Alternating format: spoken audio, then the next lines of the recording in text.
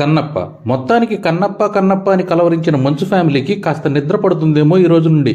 ఆది పురుషుల అటు ఇటు కాకుండా పోతుందేమోనని భయపడ్డాను గాని సినిమాని 5 ఆది పురుషులు కలిసి ఆదుకున్నారు. వారెవరో మీకు తెలిసే ఉంటుంది. ప్రభాస్, మోహన్ లాల్, మోహన్ బాబు, అక్షయ్ కుమార్, శరత్ కుమార్. ఇంతమంది కలిసి నెడితే గాని కదలలేదు కన్నప్ప అనే ఈ పెద్ద కొండ సినిమా. నిజానికి భక్తి సినిమా కాబట్టి ఆ ఎఫెక్ట్ మొదటి నుంచి ఉంటే బాగుండేది. కానీ సగం సినిమా అయిపోయే వరకు బోర్ కొట్టేస్తుంది. ఎందుకంటే వీళ్ళు నార్మల్ ఇండియన్ ఫిల్మ్ మోస ధోరణినే పాటించారు. Hero entry, heroine entry, love song, villain opening scene, ఇలా ఇండియన్ మూవీస్ లో రెగ్యులర్ గా జరిగే భాగవతాన్ని సగానికి పైగా అంటే దాదాపు 2 గంటలు లాగారు. ఆ తర్వాత మొదలు పెట్టారు అసలు స్టోరీ. అప్పుడే రంగంలోకి దిగుతారు ఈ 5 ఆది పురుషులు. ఒకరు నటనా కౌశల్యంతో, ఒకరు పేరుతో, మరొకరు తమ చార్మింగ్ తో, ఇంకొకరు వేరేలా. ఇలా ఎవరి టాలెంట్ తో వాళ్ళు సినిమాని రంజింపజేసి ఒడ్డుకు చేర్చారు. ఇక అసలు విషయం కన్నప్పగా విష్ణు గారి పర్ఫార్మెన్స్ ఎలా ఉంది?